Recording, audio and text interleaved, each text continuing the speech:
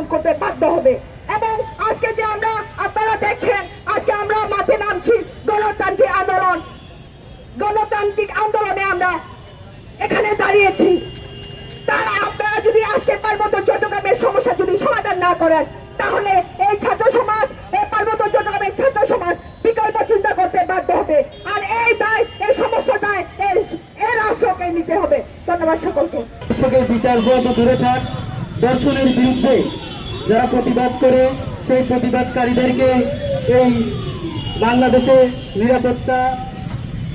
নিরাপত্তা বাহিনী নামক সেনাবাহিনী যারা ধর্ষণের বিরুদ্ধে প্রতিবাদ করে তাদেরকে তুলে নিয়ে যায়। সংগ্রামী বন্ধুগণ, একটা বিষয় স্পষ্ট করে বলা দরকার, উক্কিনু মার্মাকে শুধুমাত্র ব্যক্তি উক্কিনু মার্মা হিসেবে দেখলেই হবে না। উক্কিনু মার্মা আমাদের আদিবাসী তরুণ সমাজের প্রতিবাদের সম্মিলিত কণ্ঠস্বর। আমরা সকলে এখানে যারা দাঁড়িয়ে আছি এবং পার্বত্য চট্টগ্রামে যে সকল তরুণ সমাজ আজকের এই দিনে এই কয়েকদিন ধরে যারা প্রতিবাদ সমাবেশ করছে, তারা সবাই উক্কিনু মার্মা। কাজেই এটা ভাবার কোনো দরকার নেই উক্কিনু মার্মা একাই। সংগ্রামী বন্ধুগণ, এই বাংলাদেশ সরকার আমাদের গণতান্ত্রিকভাবে আন্দোলন করার সব ধরনের পন্থা বন্ধ করে দেওয়ার চেষ্টা করছে।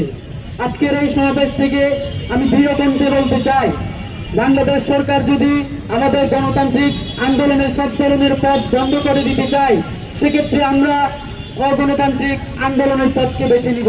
সেদিন কিন্তু এই বাংলাদেশ সরকারকে সেই ভুলের মাসুল গুনতে হবে। সংগ্রামী বন্ধুগণ, পার্বত্য চট্টগ্রামে ধর্ষণের একটি কমন বিষয় রয়েছে, সেটি হচ্ছে যে এই ধর্ষণের ভিকটিম হয় সবসময় আমাদের জন্য আদিবাসী নারীরা এবং ধর্ষণকারী হয় এই বাঙালি সেটেলাররা।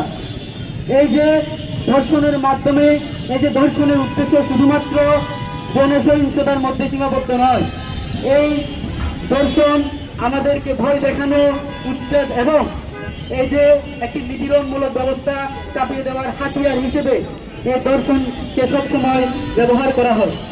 সংগ্রামী বন্ধুগণ, পার্বত্য চট্টগ্রাম চুক্তির আগে 2 দশকেরও বেশি সময় ধরে যে সশস্ত্র আন্দোলন হয়েছিল, সেই সশস্ত্র আন্দোলনের ইতিহাসকে আমরা ভুলি নাই।